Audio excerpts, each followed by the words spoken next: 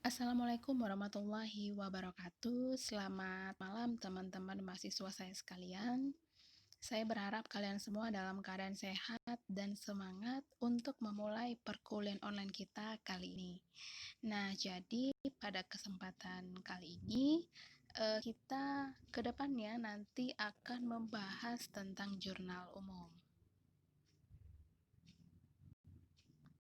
Nah, nantinya setelah saya selesai memaparkan tentang materi kita kali ini, yaitu tentang jurnal umum, nantinya mampu menjelaskan dan memahami tentang definisi dari sebuah akun, kemudian mampu mengklasifikasikan jenis-jenis dari akun, kemudian teman-teman memahami tentang aturan debit kredit dari sebuah akun, nantinya kalau bertambah atau berkurang itu nanti dicatat di sisi sebelah mana, di debitkah atau di kreditkah, kemudian memahami aturan tentang saldo normal dari sebuah akun, dan yang terakhir teman-teman mampu melakukan pencatatan transaksi keuangan perusahaan dengan menggunakan jurnal umum, di mana dalam melakukan pencatatan transaksi keuangan dengan menggunakan jurnal umum ini berlaku aturan tentang debit kredit dari sebuah akun.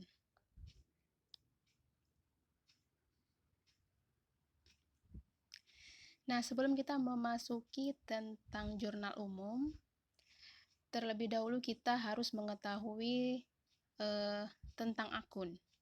Nah, saya yakin teman-teman mahasiswa saya sekalian pasti memiliki akun, benar nggak? Nah, jadi kalau teman-teman punya media sosial seperti ada Facebook, ada Instagram, email, atau sejenisnya, itu pastikan teman-teman memiliki akun dulu kan untuk bisa menggunakan aplikasinya. Nah, itu contoh akun dalam konteks sehari-hari. Lalu, bagaimana dengan akun dalam akuntansi? Jadi, akun dalam akuntansi itu merupakan formulir khusus yang nantinya digunakan untuk mencatat dan menggolongkan transaksi yang sejenis. Nah, jadi kalau secara sederhananya nih, akun itu penamaan dari transaksi keuangan perusahaan. Contoh, ini ada transaksi pemberian modal oleh si pemilik perusahaan. Maka, nama akun apa yang muncul? Yaitu akun kas dan akun modal. Kenapa? Karena adanya transaksi pemberian modal oleh si pemilik kepada perusahaan, maka kas perusahaan itu akan bertambah. Maka muncullah akun kas. Kemudian, karena pemberian modal tadi oleh si pemilik, modal perusahaan juga akan bertambah, maka muncullah akun modal. Nah, jadi secara tidak langsung sebenarnya kita juga sudah menggunakan nama-nama akun di materi sebelumnya. Ada piutang, ada peralatan, ada utang bank kemarin. Kemudian kita ada bahas tentang beban gaji pegawai, ada modal, dan lain-lain sebagainya. Itu sebenarnya sudah termasuk ke dalam jenis-jenis akun.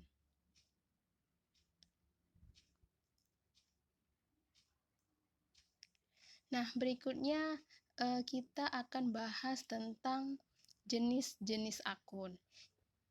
Jadi, secara umum, menurut sifatnya, akun itu terbagi menjadi 5 jenis.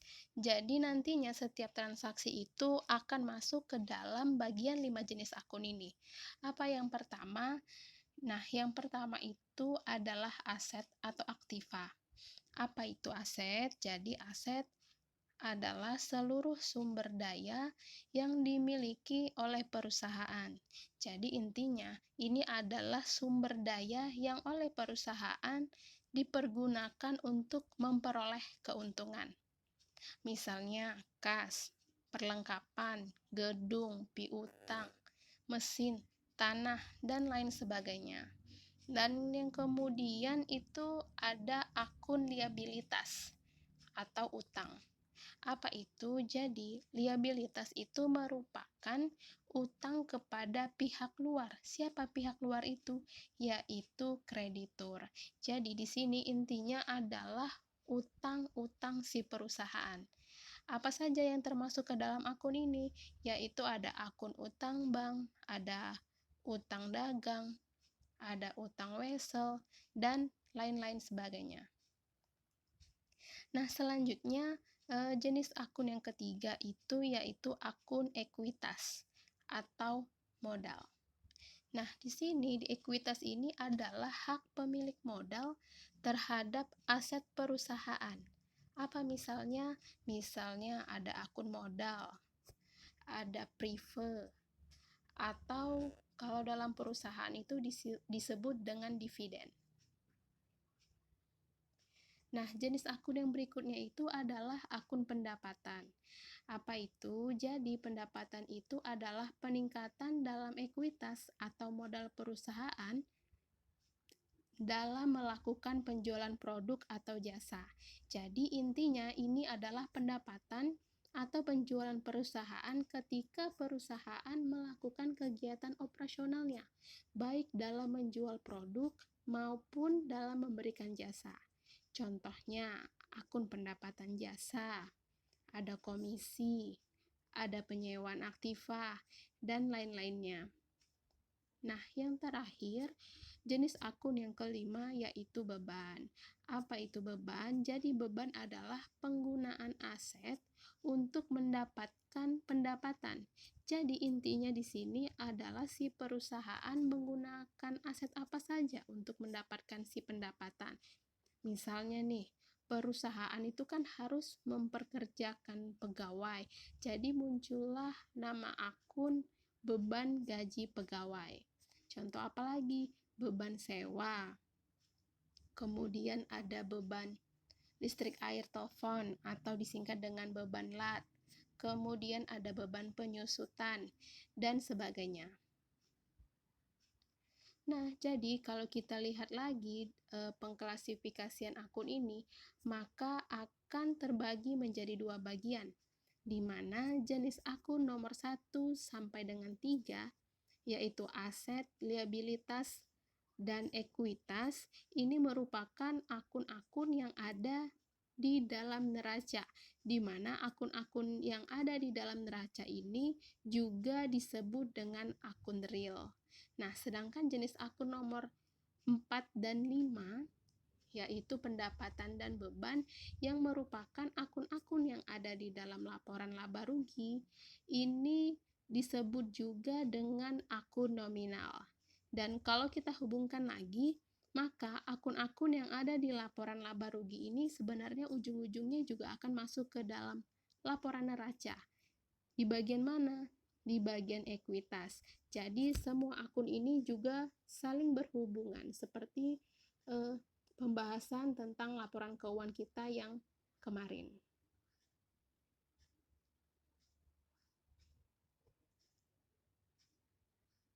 Nah, berikutnya kita akan masuk ke dalam pembahasan tentang double entry accounting, seperti bukunya Bapak Akuntansi si Luca Pacioli. Nah, di sini kita akan mulai membahas tentang masalah debit dan kredit, di mana intinya sisi di sebelah kiri dan kanan atau debit dan kredit itu harus balance, jadi harus seimbang. Sehingga kalau kita menerima sesuatu di debit, maka kita juga akan memberi sesuatu yang nantinya akan kita tulis di kredit. Contoh sederhananya nih, kamu membeli handphone. Artinya, kamu menerima sesuatu kan? Menerima apa? Menerima handphone. Yang nanti akan kita catat di sisi debit. Tetapi, kamu juga akan memberikan sesuatu. Apa sesuatu itu? Yaitu uang untuk pembelian handphone tersebut, yang nantinya akan kita catat di sisi kredit. Jadi, debit dan kredit itu tidak bisa dipisahkan, sehingga tidak ada transaksi yang berpengaruh di satu sisi saja. Misalnya, transaksi yang hanya berpengaruh di debit saja atau di kredit saja, itu tidak ada. Nah, pertama, kita akan membahas tentang masalah debit dan kredit pada akun aset dan beban. Nah, kalau kita lihat lagi pada bagian penentuan debit kredit suatu transaksi, bahwa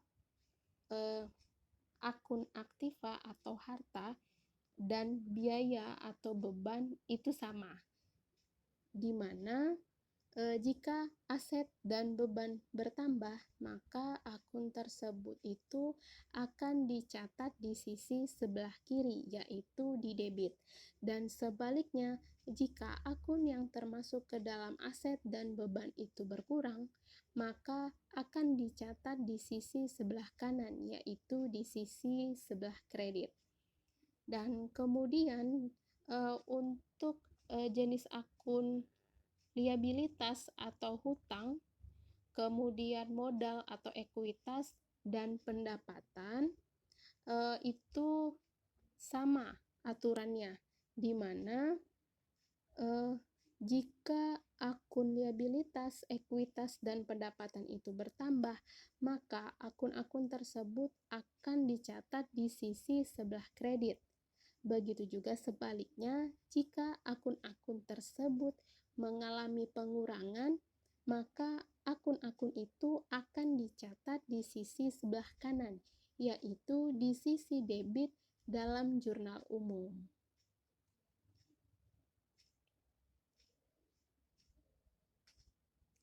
Nah, selanjutnya, bagaimana dengan saldo normal dari jenis-jenis akun tersebut, di mana saldo normal dari akun yang termasuk ke dalam jenis aset dan beban itu berada di sebelah debit.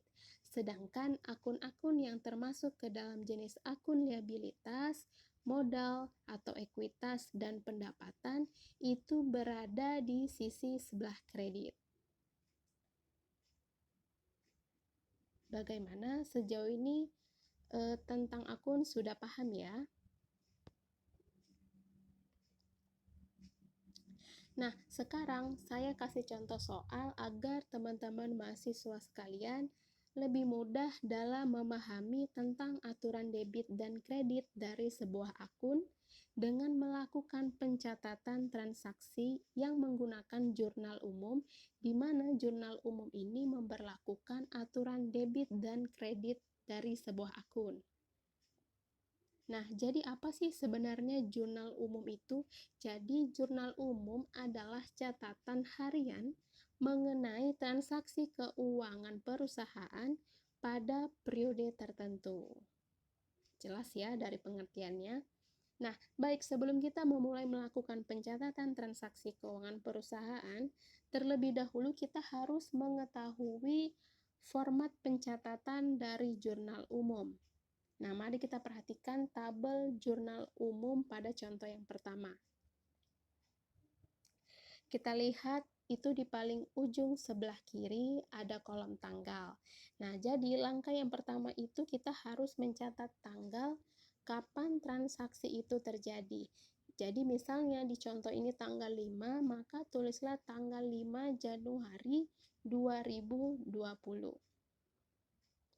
Kemudian di kolom berikutnya itu ada kolom nomor bukti.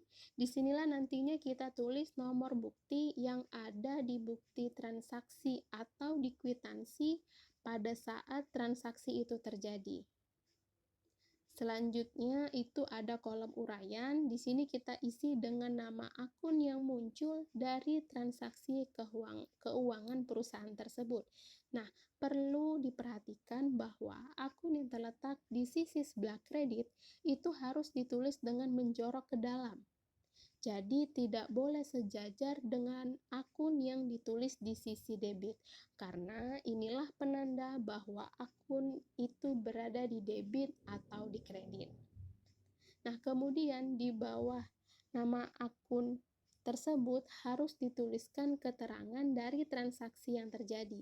Jadi misalnya kalau di contoh ini ada akun kas dan modal, maka keterangannya yang diawali dengan tanda kurung itu kita tulis penyetoran modal oleh Bapak Jaya, misalnya seperti itu. Nah, kemudian di kolom berikutnya itu ada kolom referensi. Nah, jadi kalau kolom ini itu nantinya akan kita gunakan untuk mencatat kode akun ketika jurnal umum ini kita catat atau kita posting ke buku besar. Nah, pembahasan tentang buku besar nanti akan kita bahas di materi selanjutnya.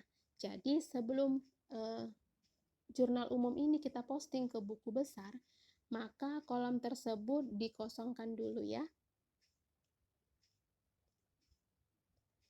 Nah, dan yang terakhir ada kolom debit dan kredit. Jadi, kolom pada debit dan kredit ini dituliskan jumlah uang dari transaksi yang terjadi. Nah, yang perlu sangat diperhatikan di sini adalah letak atau posisi dari penulisannya. Sama seperti penulisan pada akun di jurnal umum yang tadi sudah saya jelaskan, bahwa penulisan nama akun dan jumlah uang transaksi yang terjadi itu tidak boleh sama atau sejajar. Jadi jumlah uang yang berada di sisi kredit itu harus menjorok keluar dari jumlah uang si debit. Jadi bagaimana sampai sini sudah lebih paham ya?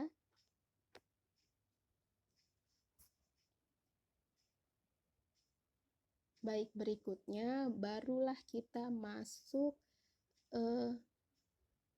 tentang pencatatan atas transaksi keuangan. Jadi di sini kita sudah mulai melakukan pencatatan atas transaksi. Nah, perhatikan contoh yang pertama, di mana tanggal 5 Januari 2020 Pak Jaya menyetorkan uangnya sebesar 500 juta pada perusahaannya yang bernama PT Jaya Abadi. Nah, kalau seperti ini logikanya, kas perusahaan nambah dong sebesar 500 juta, dan modal si perusahaan juga akan bertambah 500 juta. Jadi, sesuai dengan yang kita bahas tentang aturan debit dan kredit, di mana kas kalau bertambah itu di debit dan modal bertambah itu di sisi sebelah kanan, yaitu di sisi kredit.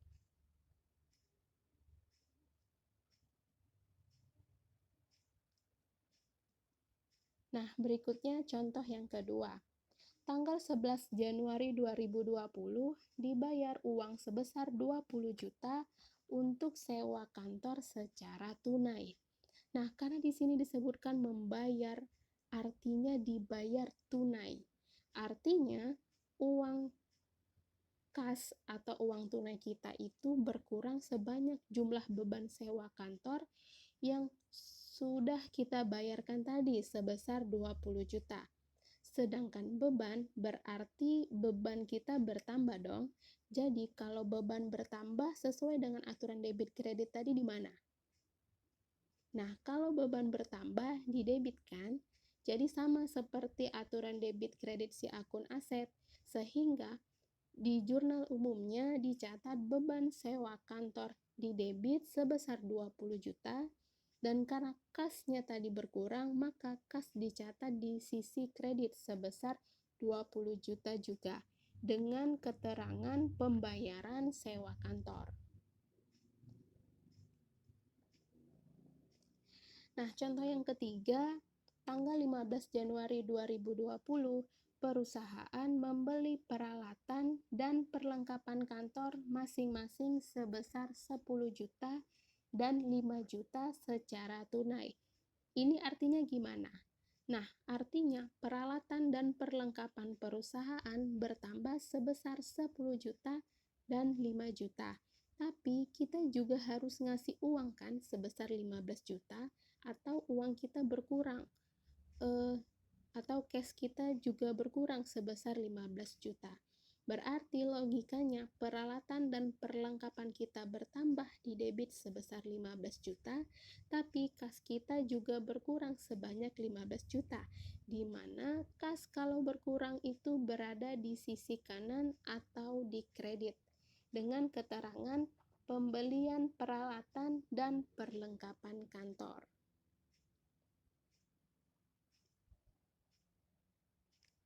Contoh berikutnya. Tanggal 20 Januari 2020, perusahaan menerima pendapatan dari jasa yang diberikan secara tunai sebesar 10 juta rupiah. Nah, ini kan perusahaan jasa nih. Jadi, mereka melakukan servis, lalu mereka mendapatkan pendapatan dan dibayar tunai atau cash. Artinya apa? Jadi artinya adalah uang kita bertambah sebesar 10 juta karena dibayar cash dan pendapatan kita juga bertambah sebesar 10 juta juga. Makanya yang pertama adalah uang kita bertambah sebesar 10 juta di debit dan pendapatan kita juga akan bertambah di sisi sebelah kredit. Karena dalam aturan debit dan kredit pendapatan, jika bertambah akan dicatat di sisi sebelah kanan yaitu di kredit dengan keterangan penerimaan pendapatan jasa. Contoh soal yang kelima. Tanggal 25 Januari 2020, perusahaan membayar gaji pegawai untuk bulan Januari sebesar 20 juta. Nah, karena di sini disebutkan membayar, artinya itu dibayar tunai. Artinya uang kas kita hilang atau berkurang sebanyak jumlah beban yang sudah kita bayarkan tadi sebesar 20 juta. Sedangkan beban itu berarti beban kita bertambah. Jadi, kalau beban itu bertambah, itu sesuai dengan aturan debit kredit akun beban akan dicatat di sisi sebelah debit. Sehingga di jurnal umum nantinya kita catat beban gaji pegawai di debit sebesar 20 juta dan karena kasnya berkurang, maka kas dicatat di sisi sebelah kredit sebesar 20 juta juga dengan keterangan pembayaran gaji pegawai.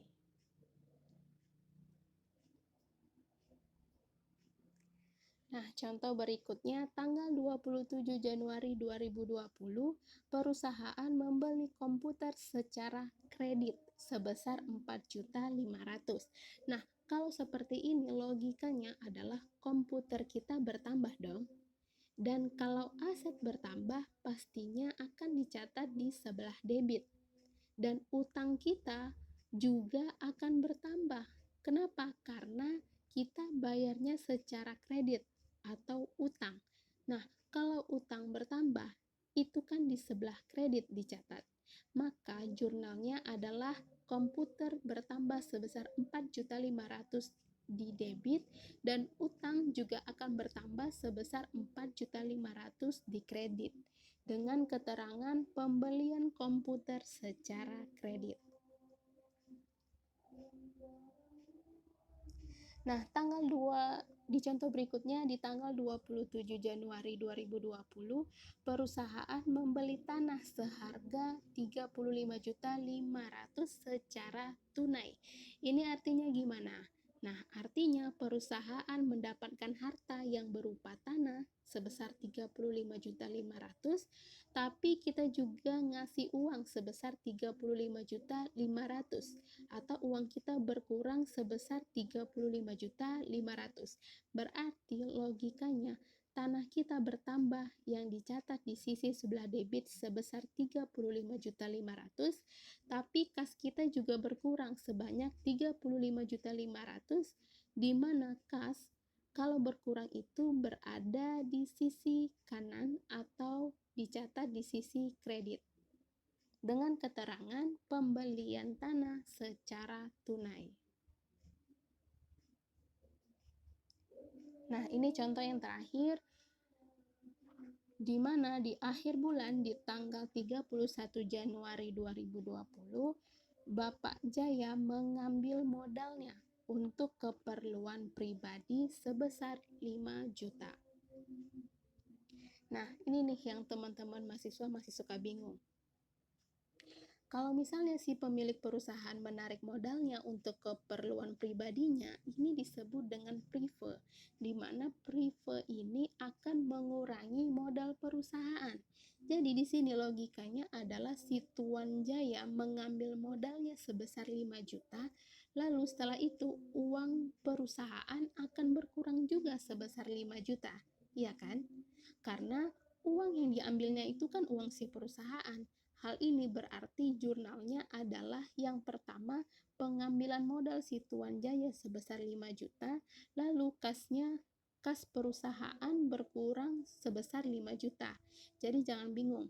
Jadi Privo ini akan mengurangi modal, di mana jika modal berkurang itu akan dicatat di sisi sebelah kiri, yaitu di debit, sedangkan karena kasnya tadi berkurang, karena sudah diambil Situan Jaya, maka ditulis di sisi sebelah kanannya, itu di sisi kredit dengan keterangan pengambilan modal oleh Bapak Jaya untuk keperluan pribadi.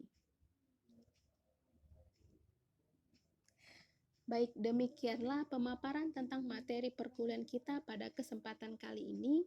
Jika ada yang teman-teman mahasiswa sekalian ingin tanyakan, boleh disampaikan melalui kolom komentar yang telah tersedia di sini atau di Google Classroom saya. Dan saya sangat berharap teman-teman mahasiswa saya juga belajar secara mandiri di rumah dengan melihat materi-materi yang tersebar di dunia internet untuk menambah referensi dan pemahaman kalian. Terima kasih, jaga selalu kesehatan. Assalamualaikum warahmatullahi wabarakatuh. Selamat malam.